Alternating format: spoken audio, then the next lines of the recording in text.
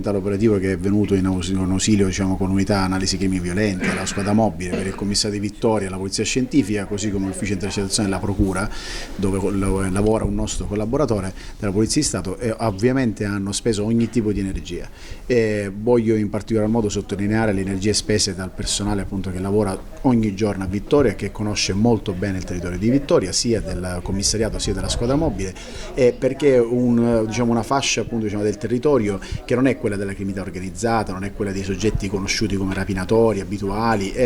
dove lì si lavora, appunto, diciamo, partendo dal nulla. Erano dei soggetti incensurati dei quali non conoscevamo nulla, non conoscevamo nomi, non conoscevamo nulla, conoscevamo soltanto dei volti che non erano neanche facilmente riconoscibili dai video che abbiamo acquisito dalla telecamera, appunto, della discoteca. E questo, appunto, è il risultato da un punto di vista professionale assolutamente importante, perché permette ai cittadini che vivono nel territorio di Vittoria e in generale della provincia di aver comunque eliminato dal territorio 4 soggetti, neutralizzandoli e assicurandoli alla giustizia e quindi, diciamo, nel carcere, che permette, appunto, di evitare la reiterazione del reato. È la cosa che temevamo di più, ovvero se questo gruppo di criminali, che non sapevamo neanche quanti fossero, potevano essere anche più di 4,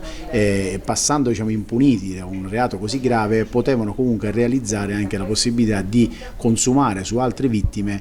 fatti, diciamo così, gravi. Un reato di omicidio chiaramente il reato più grave previsto dal nostro codice, ma altrettanto gravi sono il reato di sequestro di persona aggravato, così come quello, appunto, di violenza sessuale di gruppo aggravata. Non solo, diciamo, un reato di violenza sessuale di gruppo cosiddetto semplice, ma addirittura con delle aggravanti specifiche, ovvero dall'uso delle armi da più persone. È particolarmente devastante raccogliere anche per i semplici operatori di polizia